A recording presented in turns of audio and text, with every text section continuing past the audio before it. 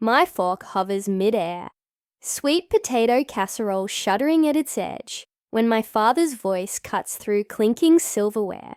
"You're nothing but a parasite," Frank spits, his voice biting enough to draw blood. "It's time you got out of this house." The fork falls from my fingers, thudding dully on porcelain. Instantly, the food on my plate, steaming, aromatic, hours in preparation, appears something unrecognizable, inedible. The ensuing silence is choking. I listen to the insistent ticking of the old living room clock, the very one I had repaired. At a cost last month, my gaze scans the table for a lifeline. My mother, Denise, has her head dropped, pushing untouched green beans around her plate as if lining them up into some personal design.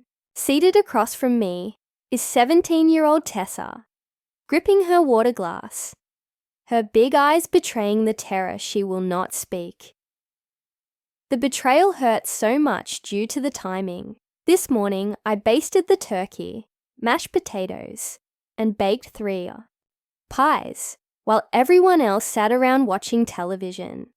And less than 20 minutes ago, I told them about my promotion at the office, something I imagined would make them proud of me. Now, as the meal I prepared warms up the room, my father is calling me an intruder. The irony is aflame. My name is signed on the electricity bill that runs these lights, the water bill that refills these glasses, the grocery bills that pay for every crumb on this table.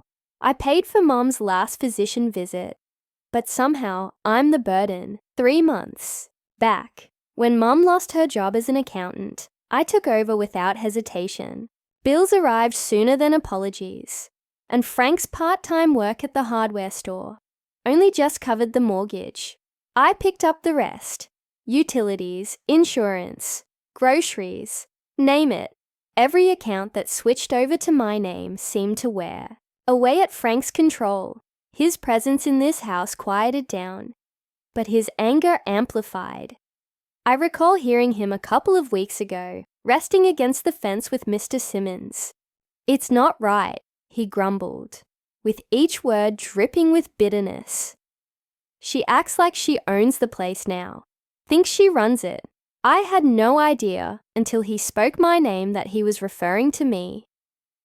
Now, he glares at me from across the table, knuckles tightened around his fork, for me to plead. But I don't. I simply eat another bite of casserole. It is disgusting, but I chew slowly and deliberately. "Did you hear me?" His voice rises, heavy with rage. "I told you, you're out by the weekend." My hands shake. Not with fear, but with something harder, something sharper. I lay my fork down, fold my napkin in a precise triangle, and look at him. "I heard you," I say, voice steady as steel. "And I comprehend exactly." He stammers for the first time. My calm disturbs him. The tension holds between us, tight and uncomfortable, until my mother finally breaks it. "Blair," she murmurs quietly, still staring at her plate. "You'll still pay the medical insurance this month, won't you? I have that appointment on Tuesday." And there it is, the brutal honesty. To them, I'm not family. I'm an account number. Not a daughter, but a wallet with a pulse. I stand up, picking up my plate, and Tessa's now empty glass. My voice is steady when I reply, "Of course, Mom. I'll get it done before I leave." The kitchen sink hisses as I push food into the disposal. My eyes wander out the window to the car in the driveway, the only thing in my life not touched by this house. At least, I'll have that when I go. Behind me, Tessa approaches quietly. She sets her plate by the sink without looking at me, but as she turns, her fingertips graze my wrist, fleeting but deliberate. The smallest spark of solidarity. The only sign I'm not completely alone. The digital clock on my nightstand blinks. 1:18 a.m. My suitcase yawns open on the bed, half packed with sweaters folded by hands that move automatically. While my mind races, I grabbed the folder of financial documents from my desk. Insurance reports, bills, receipts, documentation for all that I've borne, but under them is something odd. A bank statement in Frank's name. Odd. We went electronic months ago. I take one out, then another, and another. A pile of statements, all with a higher balance than the previous one. An account I didn't even know was there. My fingers quiver as I fall onto the bed, glancing at the numbers.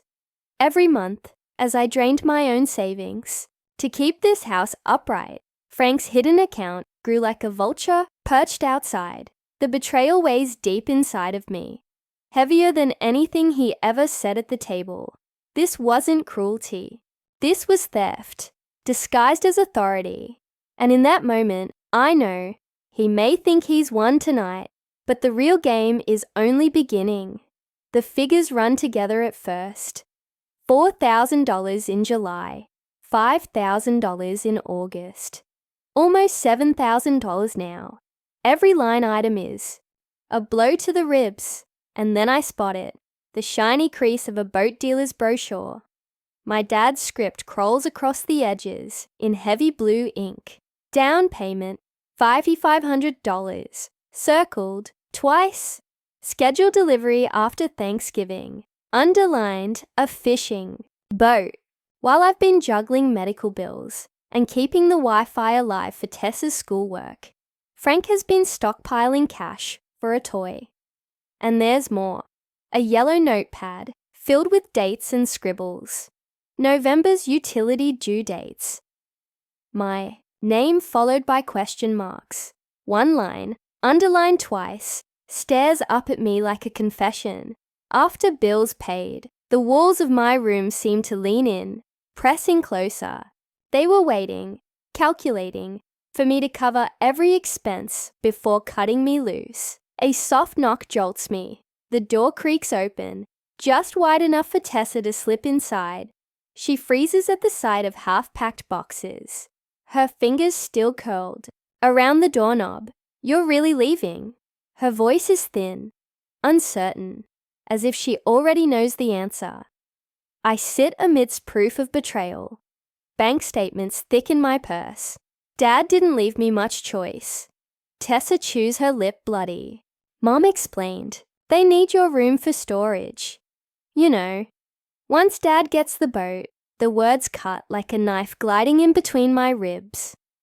"Boat?" I breathe, even though I already do. Her eyes flick over to the hall, as if the walls are listening. I overheard them plotting weeks ago. They were saying they'd wait until after you paid November's bills. That's why. Her voice breaks. That's why Dad made me swear not to warn you. He said anyone who tried would be next. The betrayal spreads, touching even her. My chest aches. Not with anger at Tessa, but with pity. She's still trapped in the same house I'm escaping. She swallows hard, then blurts, "And those medical appointments Mom's been having? The ones you've been covering with your insurance?" A chill moves through me. What about them? She came home last week, lips swollen. She told Dad she couldn't drink through a straw for 2 days. Tessa mimics our mothers. Dramatic eye roll. Her voice almost breaking. "It wasn't a checkup, Blair. It was fillers." The floor tilts beneath me. I've been stretching my paychecks with ramen noodles, while my mother pumped insurance money into vanity. I open my banking app, the screen glowing in the dark. $763.42. 3 months ago, there was more than $9,000. Now, nearly zero. If I'd held on one more month. My voice cracks. I'd have nothing. Tessa's eyes shine. I continue, the truth bitter on my lips. I've been funding a family that doesn't treat me as a daughter. Only an ATM with a pulse. She pauses, then in a whisper, "Dad said if you take anything, he'll call you a thief.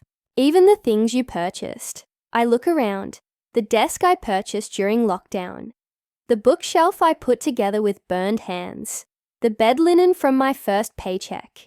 each one stamped in my mind. Mine, but taken by him. Tessa speaks gently. He phoned the bank this morning. He's attempting to have your name removed from the utilities. The weight within my chest is going to suffocate me. I don't have time. I have to move, safeguard what remains before they take away even that. I kneel down at the side of the bed, pulling out a shoebox. The contents: my secret ammunition, receipts, neatly dated and clipped to credit card statements, the fridge, the laptop belonging to Tessa, the living room carpet, utility bills, all under my name, evidence, my safeguard against this tempest.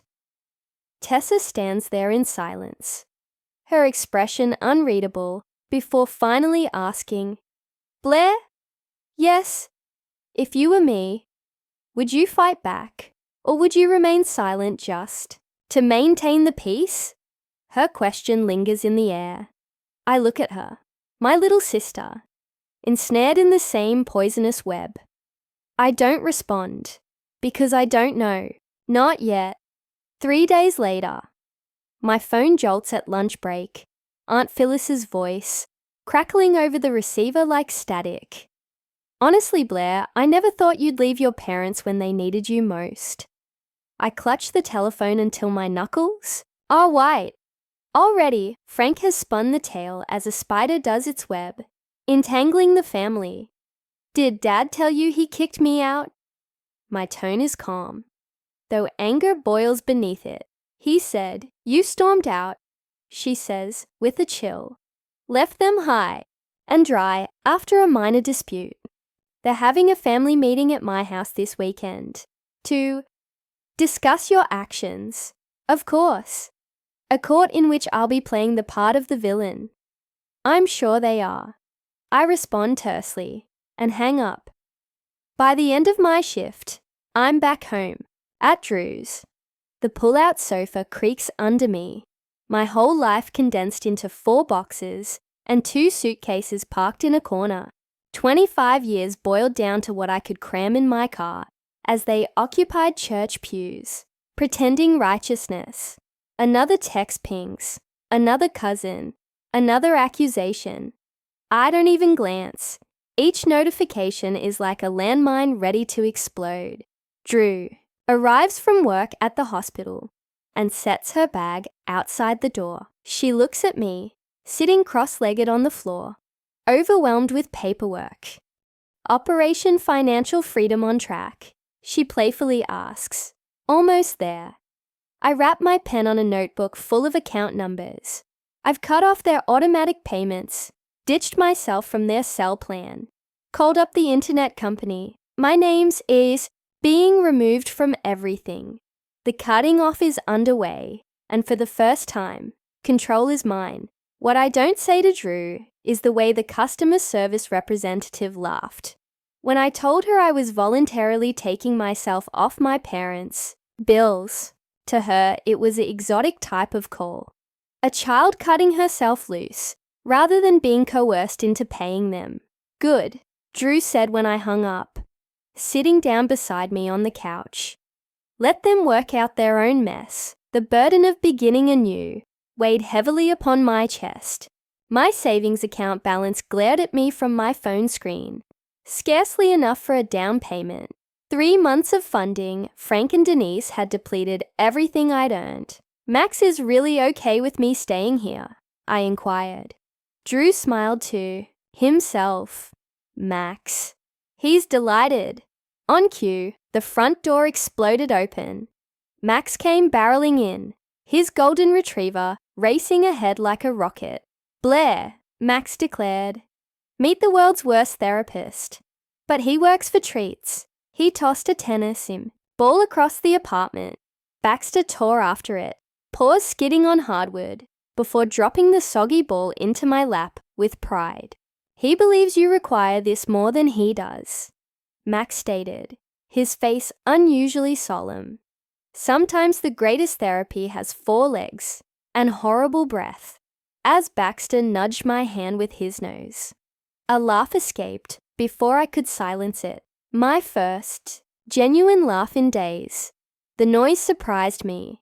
It sounded odd, like a skill I'd lost. 5 days following Thanksgiving, I sat at Drew's kitchen table with laptop open to listings, offering a salary higher than survival wages. My phone flashed a name that I almost let go to voicemail. Mom. Something nudged me to answer. What have you done? Denise's voice cracked over the speaker, thin with panic. The power's off, the internet's out, and my insurance. My appointment was declined. I took a slow, steady breath. I stopped paying for things that aren't my responsibility. Her voice trembled. But you can't just leave us like this. We're your family. The words would have crushed me once. Now I heard the manipulation plain as day. Family doesn't call family a leech over Thanksgiving dinner. I replied, surprised at myself for sounding so calm. He didn't mean it, she implored. Voice weakening, sweet talking. You know how your dad is. I do, I replied icily. That's the issue. I hung up. That evening, Drew leaned over my shoulder while I reset my bank passwords. You have security. Alerts, she said. Someone's been attempting to log in. We established fraud alerts. Each click was like severing another tether. For once, someone stood with me without taking the reins. Drew waited, patient, respectful. By dawn, I marched into a credit union and opened a new account in my own name only. I transferred what little I had remaining in the account my parents were aware of. Minutes later, Tessa's text came through. Mom's inquiring about your banking details. Don't trust her. Before I could even answer, my phone rang with notifications. 6 missed calls from home, then an email, fraud alert, password reset attempt. They weren't merely guilting me back. They were bleeding me dry. The bank confirmed it the next day. 3 distinct reset attempts from your parents' location. The rep told me, her voice tight with worry, we've secured the account. Nothing goes out without your photo ID. For the first time in weeks, I breathed without worrying that I would. Crack. I studied the walls one by one. Credit cards locked up. Utilities removed from my name. Medical insurance bolted with additional authentication. Even the electric company representative had been impressed. Good move. Your mother attempted to reinstate service in your name yesterday. Every confirmation was another brick in the fortress I was constructing.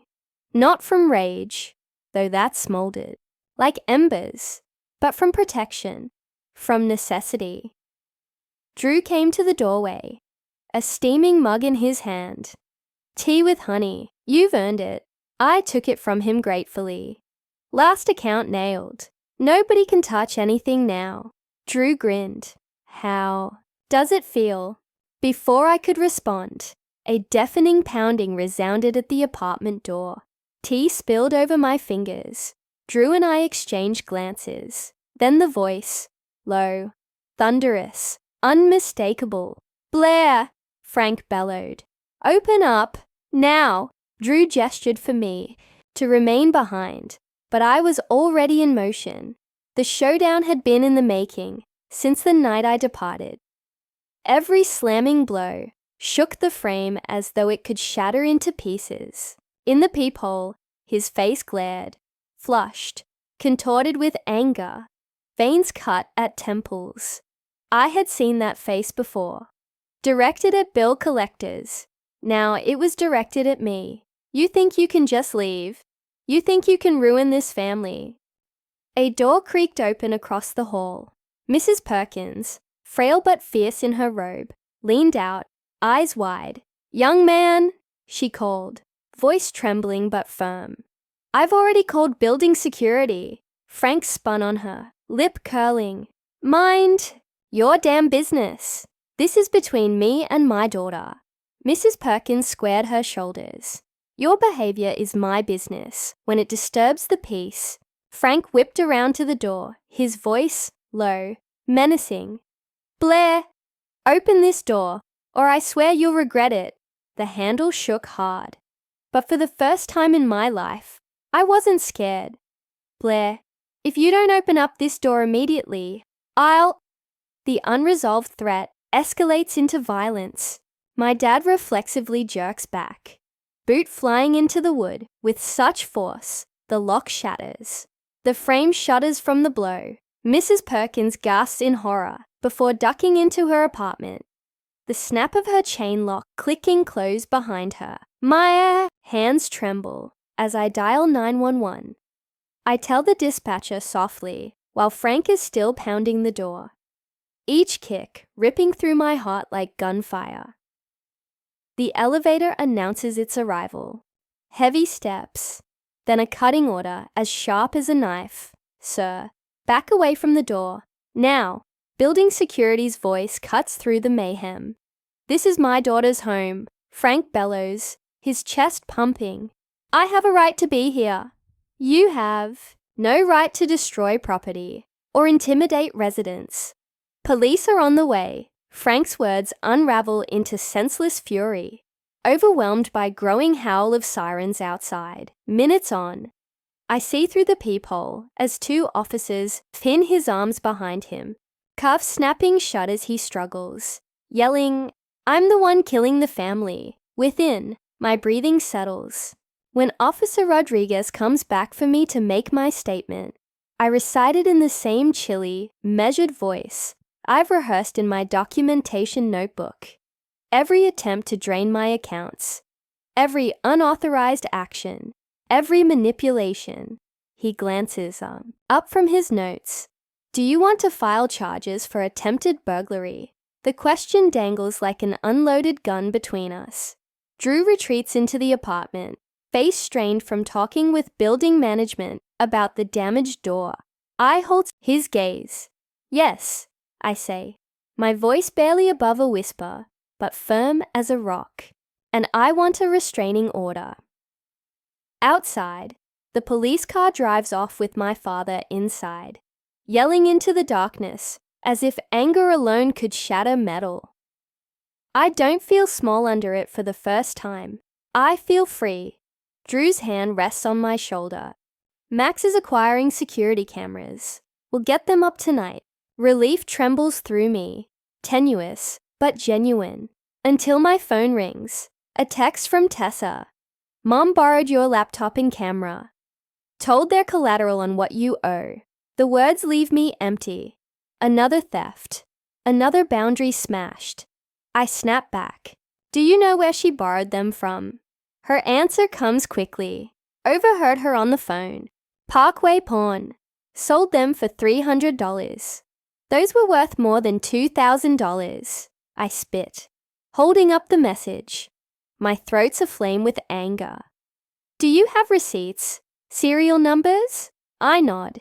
Naturally I do. Every detail, documented. This time, their thievery won't disappear into nothingness. An hour later, Officer Williams stands at Drew's table, scanning my receipts. Her voice is calm, but unyielding. Selling stolen goods is illegal. We'll call the shop and recover your stuff. For once, the system doesn't ignore me. It safeguards me. The shift leaves me reeling with potential. But my family doesn't give up. Phone calls pour in from relatives. Aunt Sarah's voicemail cuts through first. Blair, sweetheart, I heard about Frank's arrest. I'm so sorry. We had no idea. The neighbors. Eyewitness testimonies are spreading, tearing apart the sophisticated story my parents constructed. The truth has teeth now, and it's biting. That night, as Max taps a camera into the wall, another message from my mother lights my phone. Had to pawn your belongings in order to pay the electric bill you have left us with. Parkway Pawn. You owe me $300 plus interest. I push the phone into Drew's hands. She reads, rolls her eyes, and shakes her head. The delusion is nearly impressive. I save the message, not in despair, but in cold clarity. They do not own me any longer. Each transgression is another piece of proof. Another brick in the fortress I am constructing. This time, I'm the one observing. The green light of the camera comes on just as my phone vibrates again. Mom calling. 3 days since I made the theft report. 3 days of nothing. Now she wants to play games. I pick up. Blair. Her voice trembles. A thread of frailty masquerading. I've been doing some thinking. Perhaps we can negotiate. I allow the silence to unfold, my breathing controlled. If you drop this absurd stealing report, you can come home. Her entitlement drips from her words, and this time, they are not as effective. She hesitates, throat clearing. We'll let you stay on here, of course. Your room is exactly as you left it. The words too smooth, too practiced, spill from her lips. I can almost hear Dad in the wings, offering approval at the puppeteer's work, and, Blair, she goes on when I don't answer, her voice taking on a sugary quality. Perhaps we should discuss your mental state recently. Frank and I are concerned you may be experiencing some sort of breakdown. Our friends and loved ones would realize that better than what you're accusing us of doing. The threat is direct and unflinching. Back off on the charges, or be labeled crazy. I breathe in slowly, calming the shaking in my chest. I have receipts for each bill I've paid out in the past 6 months. I tell him, speaking in my calm, measured voice. Bank statements with transfers directly to your account. Screenshots of messages requesting me to pay for cosmetic procedures you couched as medical emergencies. I pause for emphasis. Would you like me to enter those as evidence as well? Silence. Thick, condemning silence. The morning after, Officer Williams's cruiser trails me home to my parents. Her appearance in the driveway is a signal to the neighbors who had gulped down my father's deceptions. Curtains flicker. Porches are filled with eyes. The truth is out now. Mom opens the door. Her smile freezes upon catching sight of the uniform. Standing with me, Mrs. Mitchell. Officer Williams says evenly. I'm here to accompany Blair while she retrieves her belongings. Inside, the house feels smaller than I remember, suffocating with old air and older control. I head for my room.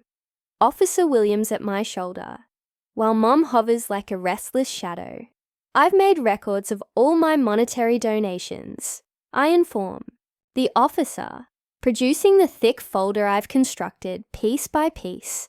Utilities, groceries, medical expenses, even the refrigerator in July.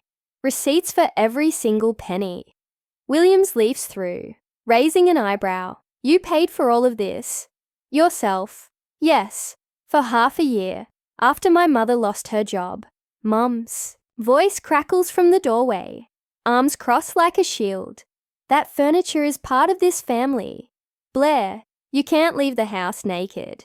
I pick up another pile of receipts. Each item I'm removing has evidence. Want to see? Williams looks at the documents, then back at Mom. Her face gets firm.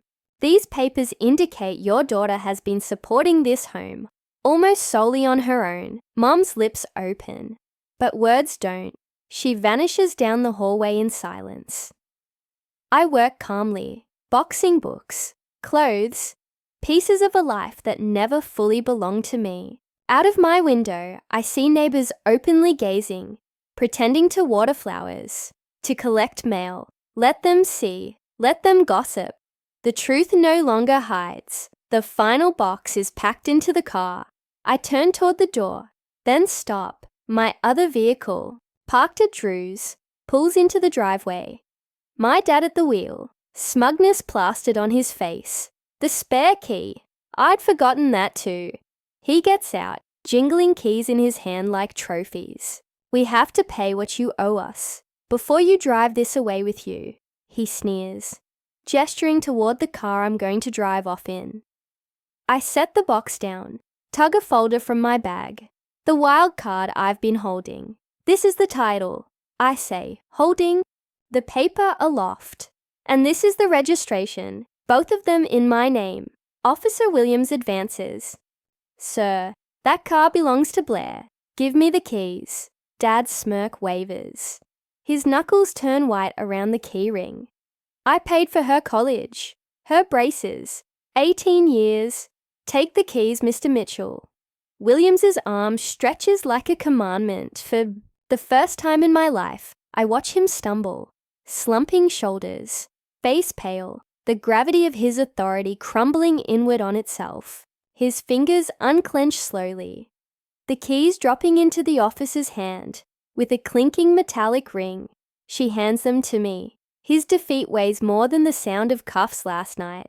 The man who stood tall over every corner of this house is now small, fragile. I hold his eyes. Get close to me, or my property, again, and the restraining order will follow. I get into the driver's seat, engine purring to life beneath me. Pulling off the curb, heads turn. Mrs. Henderson no longer even bothers to look at her mailbox. She stands firmly on her lawn, phone held high, no doubt fueling the story further. She's standing at the door, half concealed, one hand up in a shy wave. She's conflicted on her face, sadness blended with something more primal, admiration perhaps, the courage she hasn't yet grasped for herself. 3 blocks from my location, my phone vibrates. A text message from Tessa. They're accusing me now. What am I supposed to do? The light up ahead turns red. I slam on the brakes, gazing at the words, at the dots flashing and vanishing. My sister, still stuck where I was, carrying the same load. The light turns green and I remain still. Horns honk behind me. My hand becomes tighter on the wheel as I see. This isn't the end. It's just the start. Sunlight filters through curtains of gauze, pouring golden light over the hardwood floors of my apartment. I selected these floors. I selected this light. I selected me.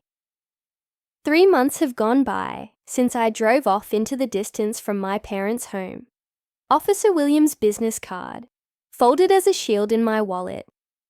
The space between then and now still amazes me. On my desk, bills are arranged in neat rows. Electricity, water, internet, renter's insurance, all in my name, all comfortably within budget. No hidden crises, disguised as family emergencies. Beside them, my bank statement glows on the laptop screen. Modest but steady growth pulling me closer to my goal. 6 months of security. I've reached 2 already. Even little freedoms feel overwhelming. Last weekend, I painted the accent wall teal. Nobody cautioned that I'd wish I hadn't done it. Nobody groaned over the expense. The wall is mine. The decision is mine. The serenity is mine. A year later, my apartment rings with laughter and conversation. The smell of roasted turkey wafts through the air as I place a perfectly browned bird on my mismatched table.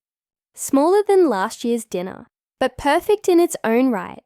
The irony isn't lost on me. I'm serving Thanksgiving. Can I help with anything? Tessa stands by the counter, uncertain but eager. Her presence is different now, taller somehow, not in stature, but in essence. Breaking free of our parents' shadow has reformed her. Your presence is contribution enough, I say to her, and the words are sincere. No quiet math whirring in my brain. No count of how much she costs me, just thanks that she's with us. At the table, Drew raises her glass. To establish family, she states, her voice firm, and boundaries worth preserving. Max comes forward with his glass. Tessa's on its own shy smile. For the first time, my Thanksgiving table is mine. Not a battlefield, not an accounting, but a circle. Eventually, scholarship forms fan out across the counter. Tessa making marks as I lead her through the difficult sections. She's flourishing in her dorm, constructing something of her own. My struggles earned on my own, becoming her stepping stones. They lost the house last month, she says suddenly, her voice quiet but steady. Dad's still blaming the bank, the economy, everyone but himself. They're staying with Uncle Rick now, but he's already hinting it won't be for long. I nod slowly. my eyes flicking toward the bookshelf. 5 envelopes rest there, all from my parents, all unopened. They still blame you for everything. Tessa continues, pen clicking on the page. But seriously, it was happening regardless. Your cash just pushed it along. Her words hit hard with the ring of truth. I underline a paragraph on her housing application, allowing the silence to linger between us. Decisions, outcomes, the ripple effects of both. Occasionally I question whether I should open those envelopes, whether I should reply to the overtures for connection. Is silence the only healthy demarcation when betrayal cuts this deep? Or is there power in choosing on my own terms what function, if any, they serve in my life? My eyes wandered to the teal wall, aglow in the light of day, my space, my life, my liberty. And for the first time in years, the question no longer frightens me. It makes me strong.